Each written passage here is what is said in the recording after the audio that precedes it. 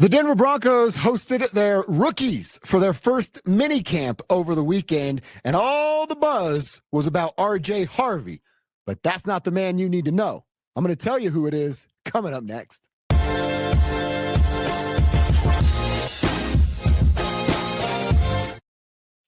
All right, Broncos country, let's get into this. What we learned over the weekend with the Denver Broncos and rookie minicamp. I was just doing the radio show with my guy, Cecil Lammy. And before we dive too deep into it, I did want to say it's so cool to see these young dudes via the internet, or if you're there live in person and are fortunate enough to get the credential to do those kind of things. Just cool to see young men living out their dream for the first time ever. I mean, you see them go into their locker, turn the jersey around. It's got their name on the back. They're holding it up, taking pictures for mom. Such cool stuff that I think, especially guys like me in the business, that it's work, right? And you feel that from time to time. I hope I never go numb to those things. And I hope you don't go numb to those things either. We've all had those dreams, right? You're watching a sports channel's, YouTube page here. We all dreamed about being professional athletes at some point, and, it's probably the coach that held you back or the injury that held me back, right? I know how it goes. But a lot of us are never going to get to experience that and never were. So to kind of live vicariously through those guys and see those eyes brighten up when they see their first professional jersey, it's just a very cool moment. And I enjoyed seeing some of that stuff this weekend. So, like I said, RJ Harvey is the name you probably read about. You heard radio guys talking about, all the Broncos fans on Twitter and social media saying, RJ Harvey, look at the quads on that guy. Holy cow. RJ Harvey is the story. Not so fast, my friends. We'll talk about RJ Harvey. But you know what I really want to talk about? I want to talk about the wide receiver they selected, Pat Bryant from Illinois. Pat Bryant.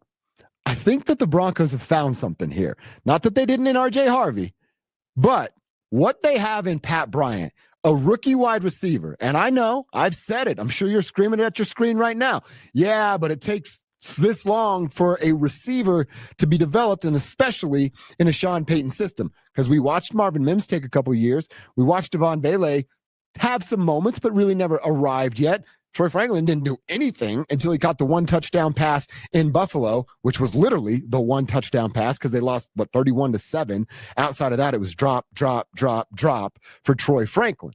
So I get it. I felt that way too. I still do in the back of my head. I'm like, a rookie wide receiver, can they really make an impact in year one under Sean Payton? I'm telling you, if somebody's going to break the mold, it's Pat freaking Bryant.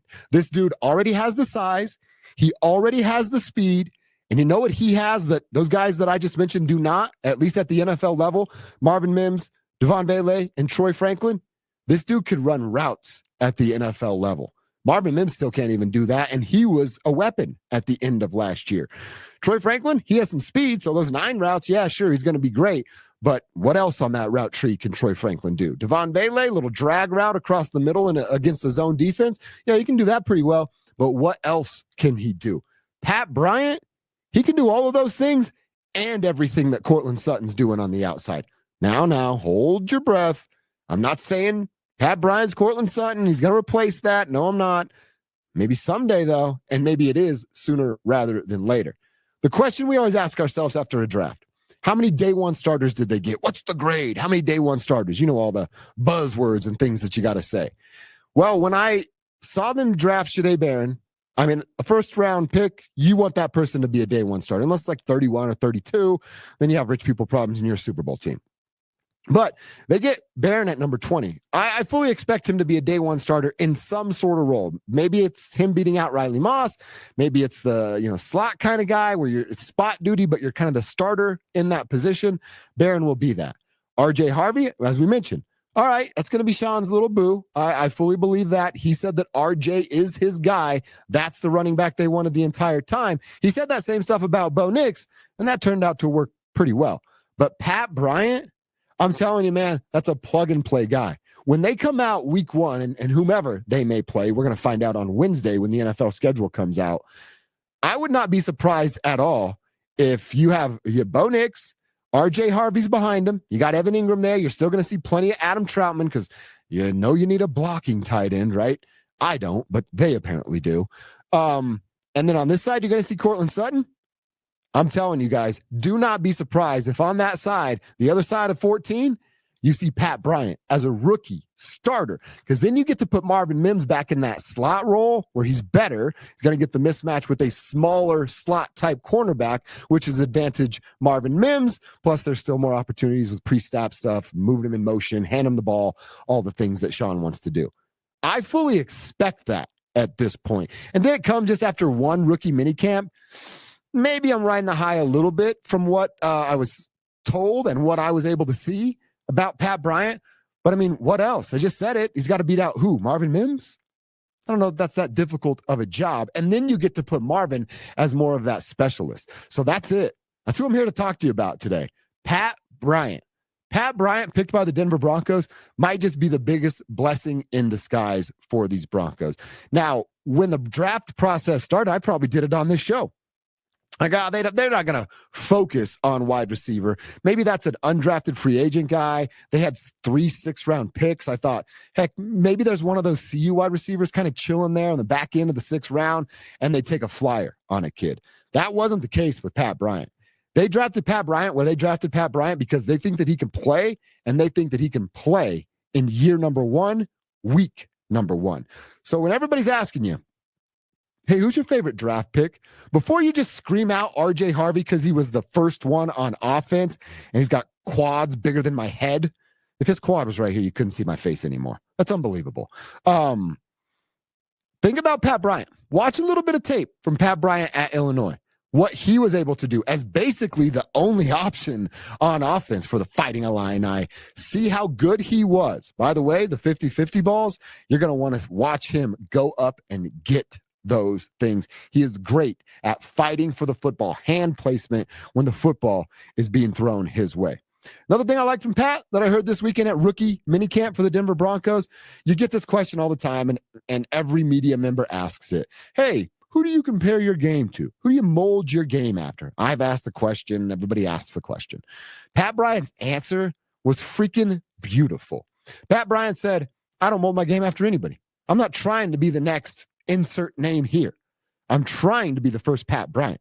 And I think that is such a great answer, such a level-headed answer. But one, now I'll throw my media bros under the bus and my media sisters under the bus.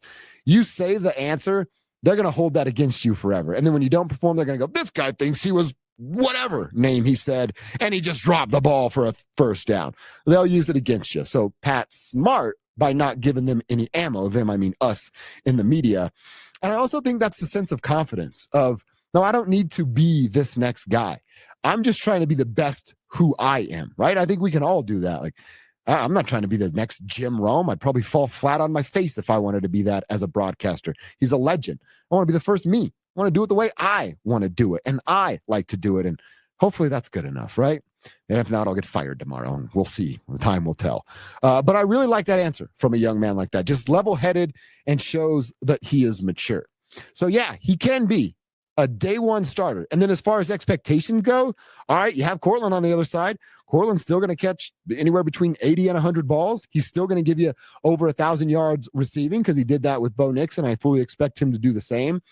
What can Pat Bryant do as wide receiver number 2? Let's call it 50 to 65 catches, 650 to 700 yards. I think that's a fair expectation for a guy that is going to get a lot of opportunity and has a ton of skill to match that opportunity that will be given to him. And by the way, with what Marvin Mims did in the latter part of the season, think about you being a defensive coordinator game planning for the Denver Broncos. You're keeping safety help on the other side of Cortland Sutton. You have to bracket Sutton. Well, you want to just ignore Marvin Mims after what he did in weeks, let's call it 11 through 18. He was solid at that wide receiver position. Plus, you don't know anything about Pat Bryant at the NFL level. That means he's going to get the 3rd best corner on the team, depending on personnel on the field. 2nd best corner. He's certainly not going to get the best corner plus safety help over the top. So Pat Bryant's going to get a lot of one-on-ones until defensive coordinators find out, well, he's going to win a lot of those one-on-ones. And rather than them get burnt all day, you're going to have to put a little more extra attention on Pat Bryant. And then, hopefully, knock on wood, that opens up so much more offensively for what Sean wants Evan Ingram to do in the middle of the field, what he wants Cortland to do on the other side of the field, where he wants RJ Harvey to be in routes, running the football in between the tackles, trying to pop on the outside, still have Jaleel McLaughlin as an option if you're still into that. I'm not really, as a guy that can get you to the outside as well. So, like I said, when it comes to the Broncos draft picks, talk about RJ Harvey all you want, but don't write off my boy Pat Bryant, because that dude, he is going to make some noise this season for the Denver Broncos, and he's going to do so as a rookie. Check this out. If things go really well, the Broncos win 10 games last year, take a couple steps forward, 11, 12 wins. And Pat Bryant gets you 700, 800 yards, 50, 60, 70 catches. That's on the high end of what I'm expecting, but it's not out of the realm of possibilities. Maybe he's an offensive rookie of the year. Just maybe. For Pat Bryant. That would mean Bo Nix was a finalist in his first year, and Pat Bryant could be in the conversation in his first year. All things pointing in the right direction for the first time in a long time with these Denver Broncos. So Broncos country, what say you? I'd love to hear from you in the comments here. Leave a comment, like the page, subscribe, all that good stuff while you're here. Tell me what you think about Pat Bryant, what you think about RJ Harvey. Maybe you got a hard take on Jahdae Barron and him being selected at 20th overall. But now that we're a few weeks removed, I think George Paton and Sean Payton did a pretty damn good job in this draft. You have 3 day one starters. Barron, Harvey, and Bryant are all going to play significant roles for the Denver Broncos in 2025 as they get ready to make another playoff run under Bo Nix and Sean Payton. This has been Dover on Denver, and now I'm done.